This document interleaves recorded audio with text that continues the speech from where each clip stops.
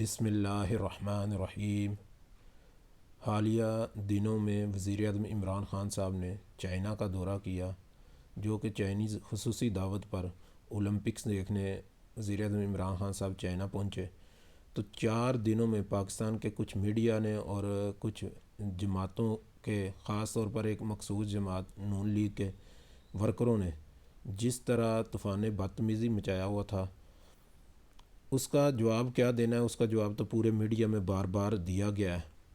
तो मेरा जो असल मकसद है वो ये है कि इस दौरे से इमरान ख़ान साहब ने क्या नताइज हासिल किए और फ्यूचर में क्या नताइज हासिल करने जा रहा है पाकिस्तान।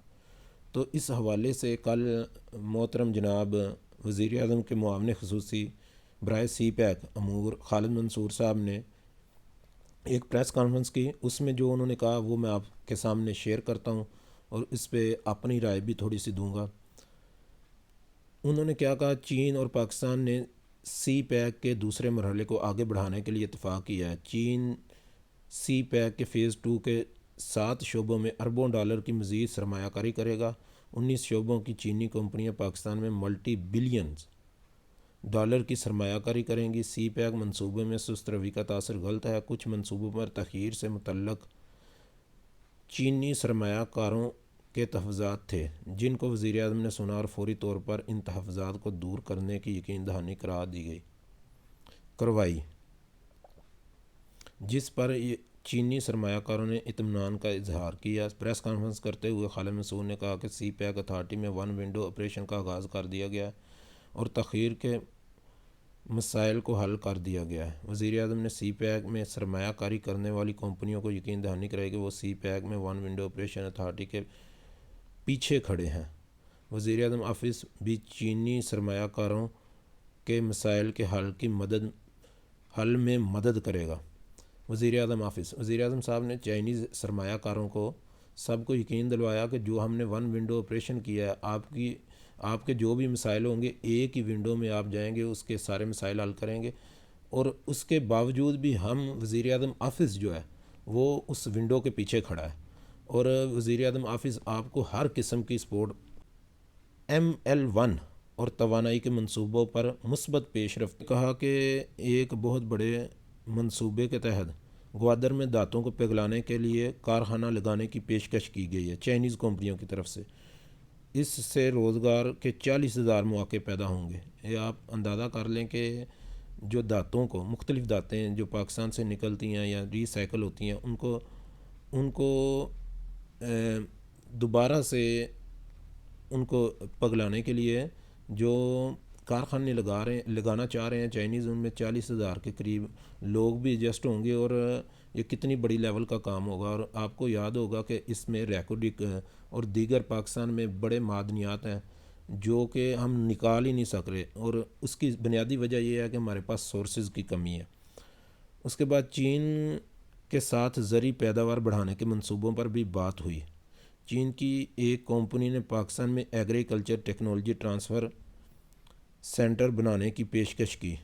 ये भी एक बड़ी ख़ास बात है कि ट्रांसफ़र होनी चाहिए चीज़ें, कि एग्रीकल्चर जो है ना हमारी, वही बुसीदा सिस्टम है। अब कुछ थोड़ी सी अपग्रेडेशन हुई है। वही हम सोचते हैं कि अगर आज से 40 साल पहले 30 मन कनक होती तो आज भी 1 एकड़ में 30 मन ही होगी। तो दुनिया बहुत आगे इसमें निकल गई है और चाइनीज़ बहुत ज़्यादा इसमें तरक्की कर चुके हैं और पूरी दुनिया को एक्सपोर्ट कर रहे हैं अपनी एग्री की मुख्तलिफ़ मसनूआत। तो ये बहुत अच्छी बात है, क्योंकि पाकिस्तान की जो सबसे बड़ी इंडस्ट्री है वो है एग्रीकल्चर, और इससे पाकिस्तान में एक ज़री इनकलाब आएगा अगर इस पे पेशरफ्त होती है। तो इसके बाद चीन ने 50 करोड़ डॉलर से कराची में LNG स्टोरेज बनाने में दिलचस्पी का इज़हार किया। ये LNG का मसला आपको पता है, हर सर्दियों में हम गैस की सूरत में भुगतते हैं, क्योंकि पाकिस्तान के ज़खायर जो हैं वो तकरीबन 9% हर साल जो हैं वो कम हो रहे हैं। और हमें कतर से मंगवाई गई LNG और दीगर ममालिक से मंगाई हुई LNG जो है उस पे गुजारा करना पड़ता है। और सर्दियों में हमारे पास टर्मिनल कम है और स्टोरेज का कोई मुनासिब इंतज़ाम ना होने की वजह से हमें इंडस्ट्री में भी बहरान देखने को मिलता है और शहरों में भी बहरान देखने को मिलता है। तो एक चीनी कंपनी ने, उसके अलावा क्या कहा, एक चीनी कंपनी ने पाकिस्तानी कंपनी के साथ मिलकर बड़े शहरों में ऑप्टिकल फाइबर लगाने का मुआहदा किया है। एक कंपनी ने साइंस व टेक्नोलॉजी जोन में ज़मीन लेकर मोबाइल पार्ट्स बनाने का कहा है। ये मोबाइल पार्ट्स भी शायद आपको याद हो कि वज़ीर आज़म इमरान ख़ान साहब की हुकूमत आने से पहले पाकिस्तान में एक भी मोबाइल असम्बल नहीं होता था। अगर कोई करता था तो वो अपनी ज़ाती कोशिश के तहत, कोई शायद चंद बंदे करते हों, तो जो हमारी इन्फॉर्मेशन है उसके तहत एक भी मोबाइल असम्बल नहीं होता था, क्योंकि उस वक़्त ये पोजीशन थी, इधर असम्बल करना महंगा पड़ता था और बाहर से इंपोर्ट करना सस्ता पड़ता था। तो गवर्नमेंट का जो विज़न है, इकोनॉमिक विज़न, कि हमने अपनी इकॉनमी को खड़े करना है और इंपोर्ट को कम से कम करना है और एक्सपोर्ट को जितना हो सके हमने प्रमोट करना है और कारखाने अपने मुल्क में जितने हो सकें ज़्यादा से ज़्यादा लगाने हैं। तो ये बहुत बड़ी ख़बर है। अगर देखें मोबाइल पार्ट्स बनाने का कहा है, अगर वो मोबाइल पार्ट्स बनाते हैं तो पहले फ़ेज़ में अल्हम्दुलिल्लाह इस वक्त आपको शायद इल्म हो कि 70% मोबाइल पाकिस्तान में असम्बल होने शुरू हो गए हैं।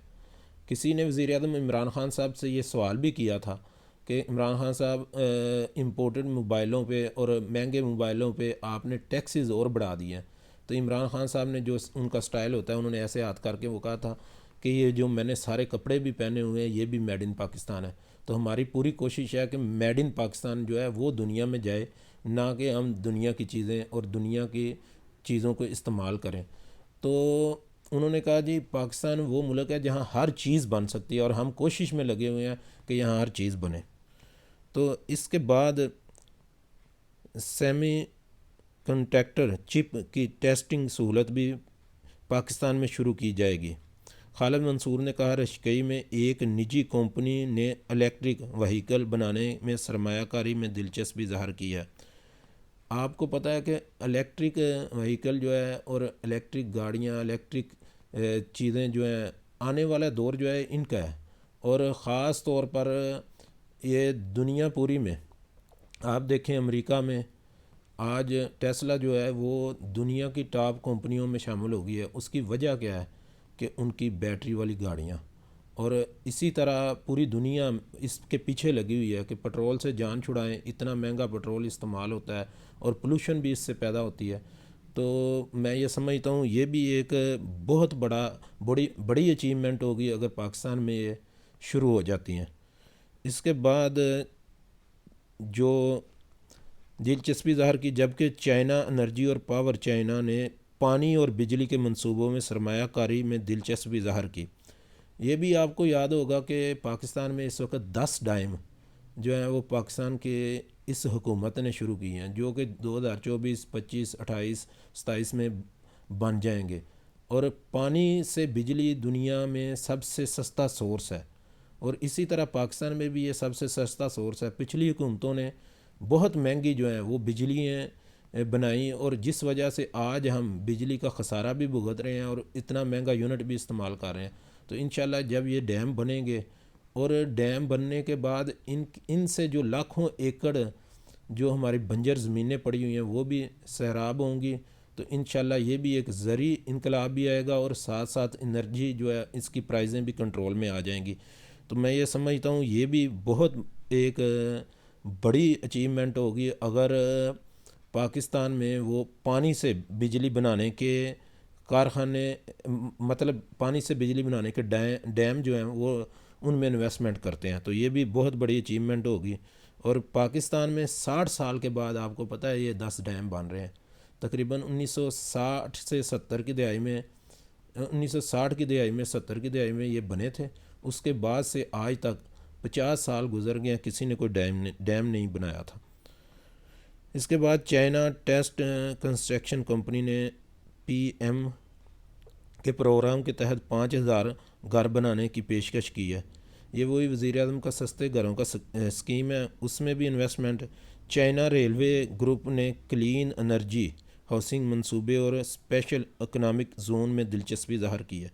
इकनॉमिक ज़ोन का मतलब पाकिस्तान में मुख्तलिफ आपको पता है स्टेट बनी हुई है, और जिस तरह पाकिस्तान में अल्हम्दुलिल्लाह फैक्ट्रियाँ लग रही हैं, आपको ये भी पता होगा कि पाकिस्तान का जो सिस्टम है ना, इसमें बड़ी खामियाँ हैं। आज अगर आप एक मिस्त्री को अपने घर में लगा देते हैं 10 आधे एक एक 5 मरले के प्लाट पे, तो वो जो 5 मरले का प्लाट है वो मिस्त्री तकरीबन 6 माह से 1 साल लगा देता है बनाने में।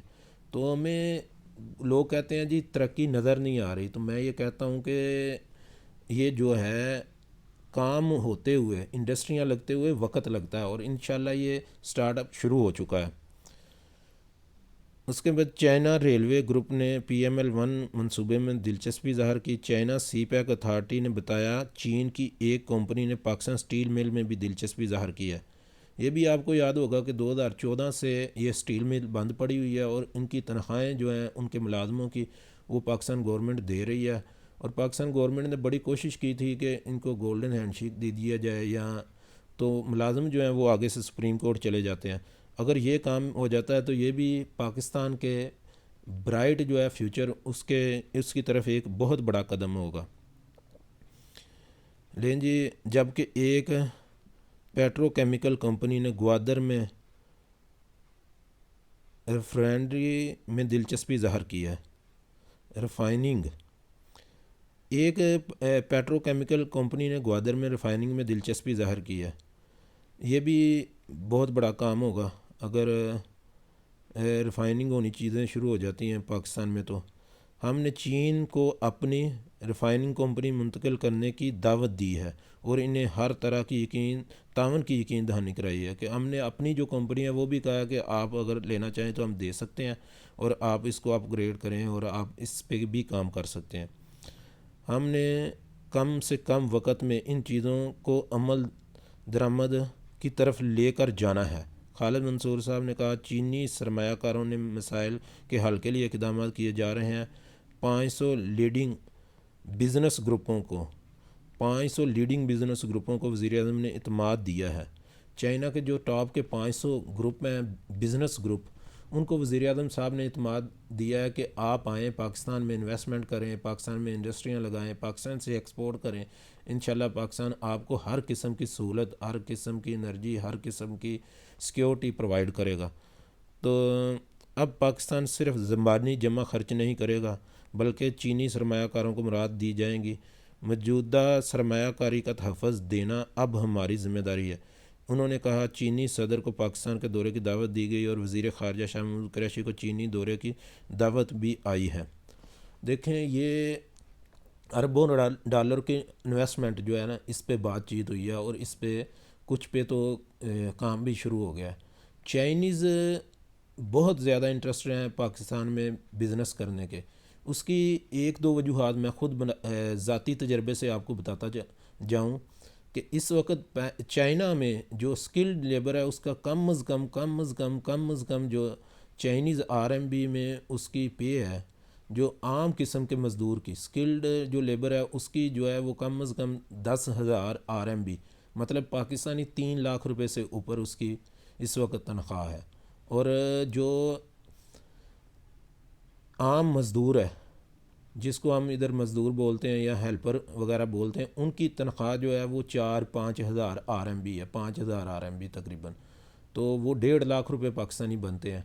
और जो अच्छे बिज़नेस को हैंडल करते हैं उनको उनकी तनख्वाहें तो मतलब बहुत ज़्यादा ऊपर हैं। तो इस वजह से पाकिस्तान में इस वक्त बेसिक तनख्वाह 20,000 रुपये है, 20 से 25,000 के अंदर अंदर। तो ये आप देख लें कि इस वजह से पूरी दुनिया की जो कंपनी है, पाकिस्तान में लेबर सस्ती है और कोशिश ये कर रही है कि पाकिस्तान में प्रोडक्ट बनाएं और पाकिस्तान से एक्सपोर्ट करें, क्योंकि गवर्नमेंट की ये पॉलिसी है।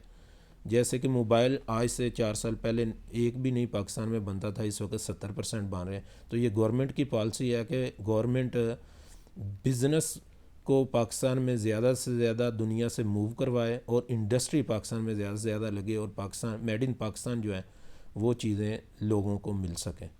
बड़ी मेहरबानी। इसी तरह की इन्फॉर्मेशन के लिए इंशाल्लाह मैं आपकी खिदमत में हाज़िर होता रहूँगा। Thank you.